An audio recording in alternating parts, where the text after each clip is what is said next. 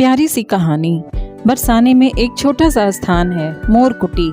इस स्थान की महिमा बताने जा रही हूँ। एक समय की बात है जब लीला करते हुए राधा जी प्रभु से रूठ गईं और वो रूठ के मोरकुटी पर जाके बैठ गईं और वहाँ एक मोर से लाड प्यार करने लगी। जब हमारे ठाकुर जी उन्हें मनाने के लिए मोरकुटी पर पधारे तो देखा कि राधे जो हमसे रूठ गई हैं उस मोर से प्यार कर रही हैं। ठाकुर जी उस मोर से ईर्ष्या होने लगी। वो राधा रानी को मनाने लगे और किशोरी जी ने ये शर्त रख दी कि हे बाके बिहारी, मेरी नाराजगी तब दूर होगी जब तुम इस मोर को नृत्य प्रतियोगिता में हरा के दिखाओगे।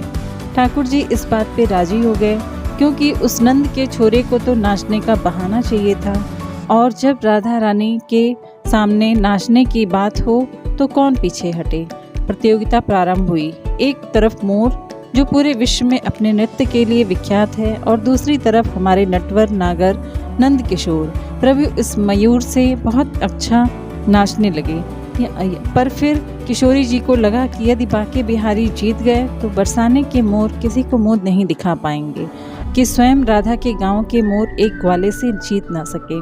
इसीलिए किशोरी जी ने अपनी कृपामयी दृष्टि उस मोर पर डाल दी और फिर वो मोर ऐसा नाचा कि उसने ठाकुर जी को थका दिया। सच है बंधुओं, जिस पर मेरी लाडली लाल श्री राधे जी की कृपा की दृष्टि पड़ जाए वो प्रभु को भी हरा सकता है। जिसने राधा रानी के प्यार को जीत लिया, समझो उसने श्री कृष्ण जी को भी जीत लिया, क्योंकि ठाकुर जी की तो हमारी किशोरी जी के चरणों के सेवक हैं। हम यदि अपनी जिह्वा से राधा नाम गाते हैं तो उसमें हमारा कोई पुरुषार्थ नहीं है, वो तो उनकी कृपा ही है जो हमारे मुख पर उनका नाम आया। और बंधुओं, पूरा राधा कहने की भी आवश्यकता नहीं है। आप अपनी वाणी से कहो सिर्फ रा। ये रा सुनते ही बाके बिहारी जी के कान खड़े हो जाते हैं, और जब आप बोलते हो धा तो मतलब आप बोलते हो राधा, तो बाके बिहारी के कान नहीं, फिर तो बाके बिहारी जी ही खड़े हो जाते हैं उस भक्त के साथ चलने के लिए। ये छोटी सी प्यारी सी कहानी आपको कैसी लगी? अच्छी लगी हो तो अपनी राय कमेंट बॉक्स में दीजिएगा, और चैनल को सब्सक्राइब करना ना भूलें। इससे न्यू यूट्यूबर को मोटिवेशन मिलता है। Thank you for watching.